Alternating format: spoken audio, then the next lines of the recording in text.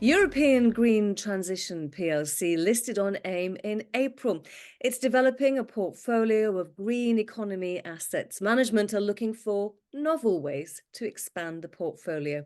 I'm delighted to be joined by the Chief Executive, Aiden Lavelle, and Chief Financial Officer, Jack Kelly. So, chaps, before we talk about the economics of the current portfolio, which spans Sweden, Germany, and Cyprus, the most recent news refers to a project in Donegal, the option agreement to investigate the potential to develop a peatland carbon sink program. Aidan, we need to talk about peat. How important a resource is it? Well, yeah, peat is a very important resource, especially in Western Europe. So about 3% of the world's surface is covered in peat, but we have over 1.5 million hectares of peat in Ireland. Much of it is in the Midlands and raised bogs. That was commercially extracted by the Irish semi-state company Bord na Móna. But we have huge areas along the western seaboard as well. And over the years and decades, that has been degraded by human activity. In fact, the government many decades ago used to pay people to drain the land. So time has come to start reversing those changes, and peat is recognised as a potential huge carbon sink. And with proper restoration, it can be a really good carbon sink that can absorb more carbon dioxide than actually all of the forests on Earth. So yeah, we see a lot of opportunity here to participate in peatland restoration. The big opportunity around the carbon credits, particularly voluntary carbon credit market, which is growing massively. So yeah, it's a very important resource, and it's an opportunity where we think we can monetize and commercialize it over the coming year. Okay, so I'm getting the sense, Jack, that peat should absorb carbon and not leak it. So how will the company get any commercial benefit from a natural resource that isn't functioning as it should at the moment? Yeah, so correct. So peat should be sequestering carbon, taking it out of the atmosphere and storing it. And as Aidan mentioned, in Ireland and a number of countries in Europe, typically, if peat was used for fuel, the bogs were drained and ultimately damaged. And as part of that, the bogs released carbon into the atmosphere. So, what we see as an opportunity, and a big opportunity in Ireland, is to start restoring these bogs to their natural state and transforming them again into powerful carbon sinks, where they're absorbing, sequestering the carbon from the atmosphere. So as part of that, then we'll look to generate carbon credits as we extract the carbon from the atmosphere into the peats, which we'll be managing. So that's the opportunity we see, and we see the option agreement that we've signed gives us time to diligence this further and see how we'd actually scale this and develop a business model for European green transition. Aidan, Jack, talking about due diligence there, you've got 12 months to do your deep dive. What do you need to unearth in that time before you decide to go ahead with the project? Yeah, so we'll be working with consultants. So we'll look at the ecology of the area, but also, test the thickness of the peat and figure out how best to actually re-wet that in a way that suits the local stakeholders as well. So that we will be engaging with the stakeholders. We haven't purchased the land. We don't intend to purchase the land. So this will be sort of working on a revenue sharing model. And essentially, in order for the peat to lock up the carbon, it needs to be kept wet. So you need to raise the water table back to where it should have been if it hadn't been drained or degraded. And so that's really the target of our work. And we will look to see if we can do that in a way that is commercially viable, and then obviously get carbon credits for doing that as well that can be sold and commercialized. I'm just thinking about revenue sharing. Before we start to generate the revenue, you have to exploit the project, which I'm just wondering what it's going to cost, and whether you'll have enough funds raised from the IPO, or whether you're going to be going to shareholders and asking for a little bit more support, particularly as you've only been listed for a month. Yeah. Look, Sarah, I think we want to just, I guess, be very, very clear there. This is we see this as a very attractive opportunity because we can start to generate revenue in the near term with it, but we can also do it in a very cost efficient manner. We won't be looking to raise more funds on this, and as you said, the model ultimately is a revenue sharing model with the landowner. So we won't be acquiring land with this. We'll look to bring in. I think scale is really a key focus of this. So the Alton farm, which we have the option over, that's 1,400 acres. But since we've announced that, there's a number of other plots of blanket bog have become, people have notified that they have similar land which we could look to exploit. So if we can get it to a point where we can scale it and it becomes commercially viable, we think this is a really good prospect, and that's what the diligence period of 12 months with the option enables us to ascertain. So Aidan, just how big is the carbon credit industry? Some investors watching this may not understand what a carbon credit is and how they can benefit from it. Yeah, well, you have two types of carbon credits. So you have the voluntary carbon credit market, which is corporates who are participating in socially I suppose programs that satisfy ESG initiatives. But then you have the compliance market, which is where the big emitters, industrial companies like cement producers, big emitters like that are actually mandated and have to participate in the carbon market. So you have two different industries, and what we see is the voluntary carbon market growing from around 2 billion last year to over 50 million, going by our own brokers' research. So there's a huge opportunity here, and that's where we see the market for this project. And I'm going to stay with you, Aidan, because I'm wondering, how is the rest of the portfolio performing? The signature asset when you IPO'd was all about the Ulcerum rare earth project in Sweden. What stage of the development curve is it at, and what's the ultimate plan? Is it to develop, joint venture, sell on? Yeah, when we set up the company and when we IPO'd, our focus initially was metals, but we are broadening our horizons and looking at more near-term cash generating opportunities like tailings recycling in Cyprus or the carbon credit industry.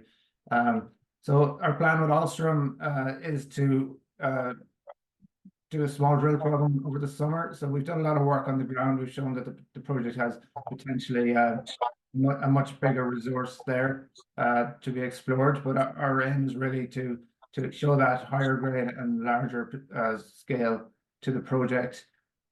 The drilling will sort of hopefully validate that, and then we aim to bring in a partner. And ultimately, our goal is to commercialize that project. We're not a mining company. We're not going to be developing deposits all the way to production ourselves. Really, it's the early stage explorers that do the exploration work, add the value, and then we have to monetize it. Yeah, and I think agreed on that. We're monetizing this asset in the near to medium term is a key focus.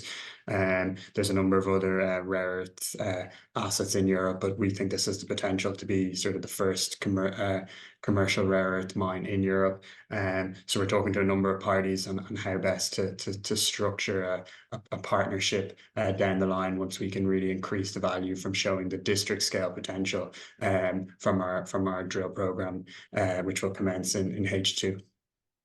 Jack, you were talking about district scale potential, easy for some to say, so district scale potential.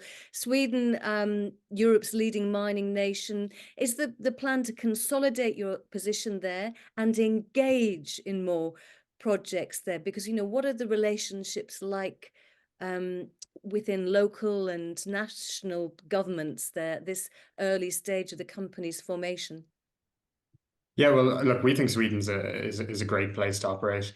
Aiden has extensive experience operating in Sweden. It's a very transparent place. As you say, it's one of Europe's leading mining nations. It has a very long history of mining, and you know, everyone we've worked with so far there has been very, very helpful. You know, there's a number of different vendors, and we're finding it reasonably competitive from a price perspective compared to other areas to actually get a lot of this development done. And you know, importantly, local communities and stakeholders, they're sort of aware of mining. It's not a complete shock to them. And Aiden and our chairman Daniel Ackelson, who's based in Sweden, have really done some excellent work working with the local community in Ulsterin. And sort of explaining what we're looking to do and how we're looking to do it, and really sort of being open to as many conversations and suggestions from their end as possible. So that's a really key feature of what we're trying to do there. And I think Aiden and Daniel have really led the charge very well. So look, we're very happy to work in Sweden. We have another project that maybe Aiden can talk about up further north, the Pajala copper project. And you know, copper is a very, very exciting place to be in. And these days, the prices of copper continues to rise. So you know, it's a bit early stage probably for us to spend any significant money, but we're getting, you know, a bit of inbound interest, and we see the opportunity to potentially partner that with a third party down the line. So that's something that we're looking at doing as well. So Aiden, Jack seems to know your CV off by heart there. So you and the chairman have got a lot of experience within Sweden, boots on the ground experience. But what about Cyprus and Saxony? Do you have the same type of relationships there? You know, what's there? What's the potential? And have you got the relationships there that you're enjoying in Sweden? Yeah, I actually worked back in Cyprus in 2017. We put a portfolio together, which was sold into another public company. So, and we do have the relationships there with local operators on the ground. We actually have some consultants doing some work at the old the project at the moment. So, you know, looking at the potential for copper, and you know, evaluating that project as we've mentioned in our RNS. So yeah, Cyprus is quite an easy country to operate in as well. And Saxony, you know, the first assets we had in the company when we set out as a critical metal explorer, I suppose, you know, when we were still private, were the Saxony assets. So again, we have established relations there. Previous company I was involved with setting up and was the chief operating officer of Osiris Resources, that is now Vinwald Lithium PLC. They are advancing towards the feasibility study of one of Europe's largest lithium projects in Saxony. So again, Saxony, for people that might not be aware of it, but it is one of the first big mining districts in Europe, which through the 1600s. So it has a very rich history of mining as well. But yeah, so we have expertise across all jurisdictions and contacts. I've been in the industry for 17 years, so it's a fairly small community really of geologists and mining professionals in Europe. So it's easy to get in touch with people and establish contacts on the ground. But it sounds as though it's a small fraternity, because green transition is a relatively young fledgling industry. So I'm just wondering, are you going to be in the first year educating investors, or is the focus to be finding the commercially viable projects and starting on that long-term shareholder valuation creation, Aiden? Yeah, sure. Yeah, you're right. It is a very young industry. There's a lot of opportunities. Not everyone has figured out how to commercialize every opportunity yet. So I think there's a bit of that in European green transition, in that, you know, we are opportunistic. That's the beauty of being a small cap AIM company. We've got a good, healthy cash position. Our share price performance since IPO in April is really strong, up to about 60%. So I think people and investors are really keen to participate in the green energy transition and to support companies like European Green Transition while we, you know, figure out which is the best route to go. You know, is it carbon credits? Is it tailings recycling and solar energy? Is it critical metals? You know, there's lots of opportunities there. We're going to, you know, work to develop, you know, the best one, establish the team that's required, and move forward and hopefully create a lot of shareholder value by doing that. So Jack, music to my ears there from Aiden. Good, healthy cash balance. So therefore, will shareholders be expecting much news about M&A and more transactions, or are you going to go down the option route where you have 12 months to do deep dive due diligence? Look, I think we've been clear from the outset that this is going to be a very M&A driven model. We're going to look to move very fast. You know, for instance, the Cyprus tailings project, it ticked a number of boxes for us in that, you know, tailings is a really cool space to be in. You know, we think that there's a potential to be sort of a Jubilee Metals 2.0 in tailings in Europe, and move really quickly. And also with the Critical Raw Materials Act that's been brought in over the last few months, which mandates 25% of Europe's critical raw materials need to come through recycling. We really think it's you know, a huge opportunity in that space, and with copper prices, you know, very attractive as well.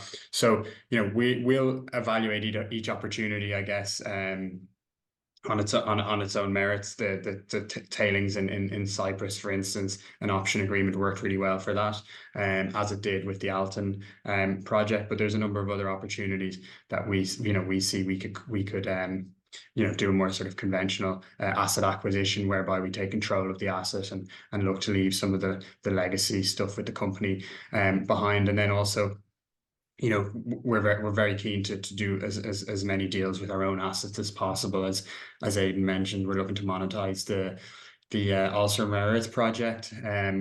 Once we get this drilling done, and those conversations are you know, commencing at the moment, and being guided by some of the big players in the space, and likewise with the Pijata project and the Saxony project. So M&A is a really key focus. We're, you know, small cap company. We need to be very busy doing as many deals as possible, and that's really a key consideration for us going forward. So finally, final question to you, Aiden. It's been 2 months almost since your IPO. How's it going, and what should we be learning from the company in the coming 2 months? Well, it's going really well. I think if you look at the share price performance, up about 60% since IPO, one of the very few IPOs in the past year, and it's been very successful. So I think, you know, we've got a good following, and certainly our founder and director, Cathal Friel, who's also heavily involved behind the scenes there. You know, he's got a good following, so and a good track record. So I think, yeah, we're very pleased with how it's going. We have plenty of work to do now, figuring out you know, the best way to get cash, get to cash generation as quick as possible.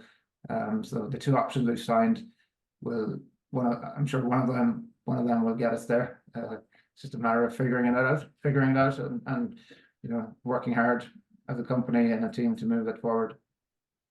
And there's no doubt that you'll all be working hard, particularly those behind the scenes as well. Aiden Lavelle, Jack Kelly from European Green Transition, thank you very much indeed for joining us. Thank you, Sarah. Thanks, Sarah.